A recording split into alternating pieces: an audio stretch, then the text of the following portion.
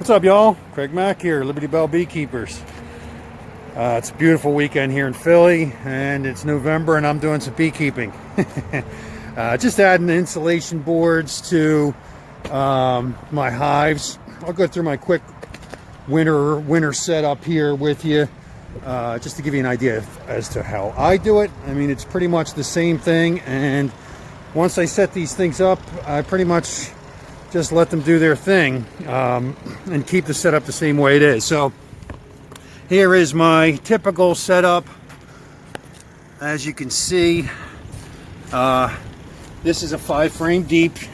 I keep most of my colonies in 5-frame brood chambers. It ends up being about 8 or 10 frames. In the springtime, they definitely will lay up into the super, which I don't care about. And I usually add a second super pretty quickly. So it's not a big deal to have those 10 frames as brood frames. But back to it, 5 frames deep, 5-frame mediums for a honey super. I got this shim here, which I have one.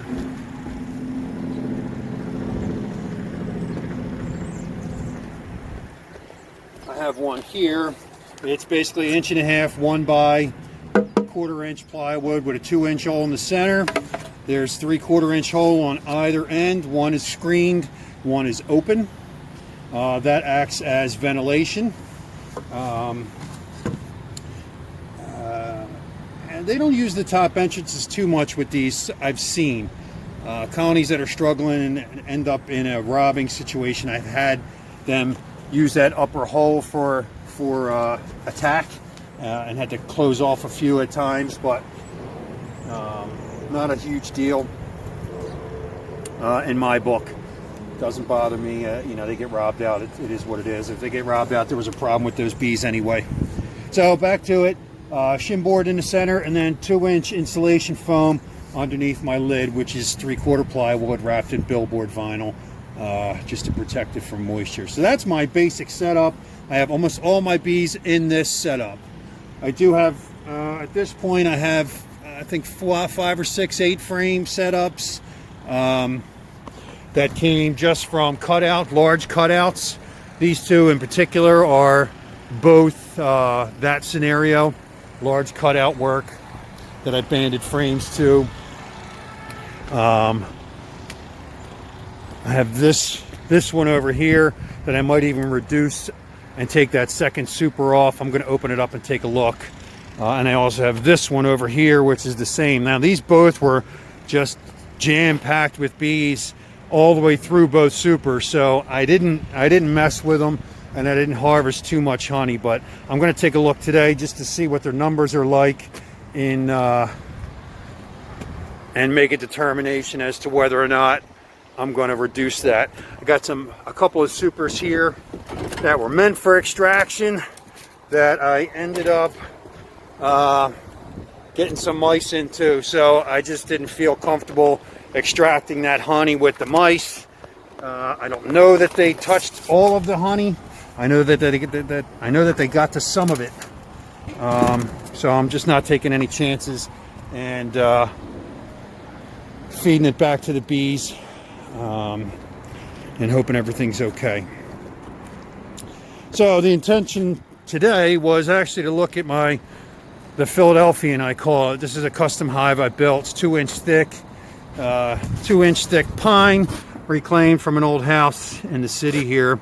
If you take a look at the ground, let me adjust my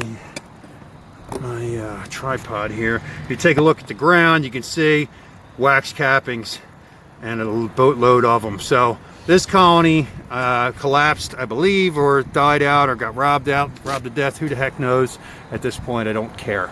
The queen that I got was an overwintered queen. She was at least 2 years old. She came from a treater. I do not treat, and the bees were pretty successful all summer long. It was pretty packed with bees, and last week I came up and found that it had been robbed out. Saw all those cappings and figured, all right, well, that's the end of that. So I'm going to take a look and see what the heck happened with this. Now this thing is completely jammed up with propolis. And I made it kind of, I think, really tight. Now that this has got no bees in it, I think I'm going to disassemble it and reconfigure it a little bit, so that way I can manage it a little bit better, at least access it a little bit better. I'm not even sure I'm going to be able to get these frames out of here. At this point, they're so jammed in and so propolised.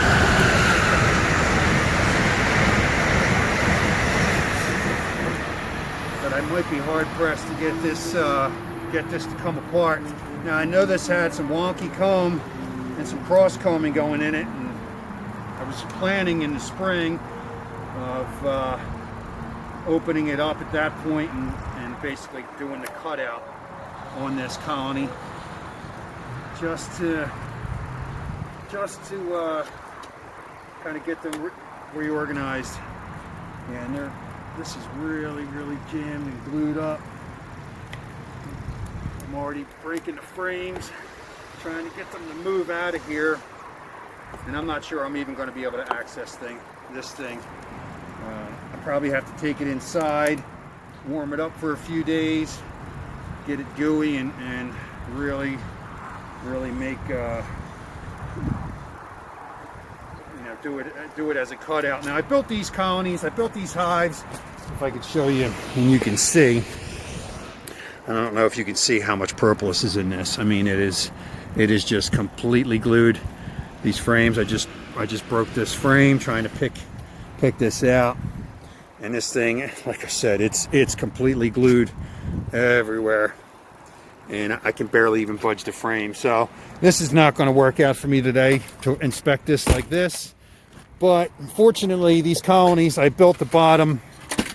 I built the bottoms so that they could be removed. So I can take off this. I can take this whole bottom off. It's just screwed in, 3 or 4 screws, and maybe we can get a gander inside. Take a look. I don't know what we can see in there, but you can see those frames are like a Layens style. They're deep, very deep. It doesn't look like they've built all the way to the bottom of it, but I put 3 holes in this, 2-inch, 2 1-inch, and 1 2-inch. So, like I said, that's going to end up being a cutout later. So, we'll address that later. Take a look at the barrel hive. They seem to be doing well. And in spite, last week we had a pretty windy storm and the lid got taken off. The one bungee got shredded and it blew the lid off, but it didn't seem like it bothered the bees at all. They're still doing just fine. And they look like how they should look for November. This one's empty. This one's another 5 frame deep. I haven't gone through this. I think I went through this twice this year since I installed it. I've got another little friend here. I don't know which ones they are. I can't remember. Pretty bug though. This one's a 5 frame deep. This one had some wonky comb, and they were pissed off the last time I went through because it was kind of a drizzly, dreary day. And there was some cross combing going on in the bottom of this thing that I know I can't remove the frames. And at this point, I'm not even going to try unless it collapses or I absolutely have to. Same thing with this one. The bottom is removable. The entrance is a bit different. I put a 3/4 inch slot all the way across the bottom of this, and they seem to use that entrance more so than anything. I got a cathedral hive here with no bees on it. A couple of 10 frames here from some large cutouts. I'm going to put some insulation on them today. And that's basically what I'm doing, just adding insulation to the colonies that don't have it. Just trying to assess the general thing here, the general health of the bees as of right now. I don't know. I got a couple of supers here that the bees are very, very interested in. Surprise, surprise. So I'll probably set them up somewhere and get them, let the bees rob them out. I had some mice get in downstairs, and they were while I was waiting on shipping for my honey bottles, the mice found the supers. I thought I had them protected enough. Evidently I was wrong, because I just noticed mice droppings around, and I didn't want to take the chance of putting that honey into jars and selling it. But I'll give it back to the bees and let them use it up. That's about it. Just taking a look. Most of my colonies got a pretty decent amount of activity today.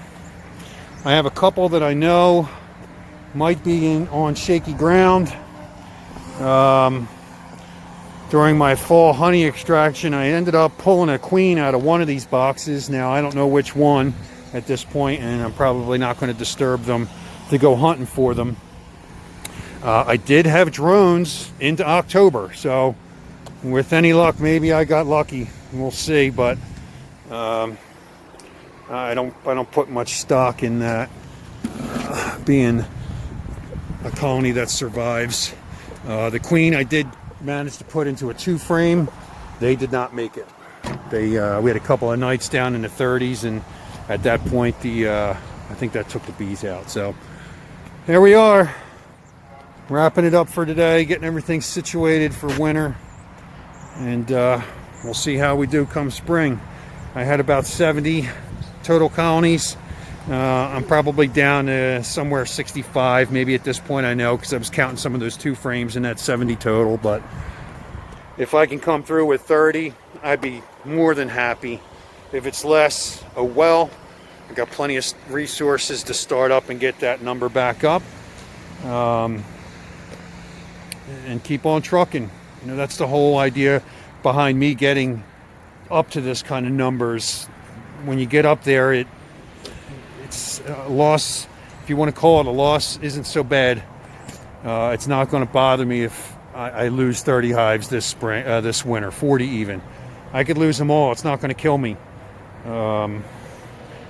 I tripled my number. I more than tripled my number this summer, and I did one round of splits. So I'm not worried. I'm not worried about getting more bees. When you have so many, it's easy to not care about losing them. Some people, only keep 1 or 2, and they're devastated when they lose them over the winter, but the odds are against you with only 1 or 2. If you can keep more, great. Now, to me, I like to keep more in smaller boxes. Keeping 5-frame setups is great, because you can keep more of them and still get a honey production out of it. The way I build my boxes, I can put 3 5-frame deeps next to one another and stack 8-frame honey supers on top. And I think I might try that next year and see what happens as far as that as a honey producer. There we are. Thanks as always for watching, and we'll see you next time.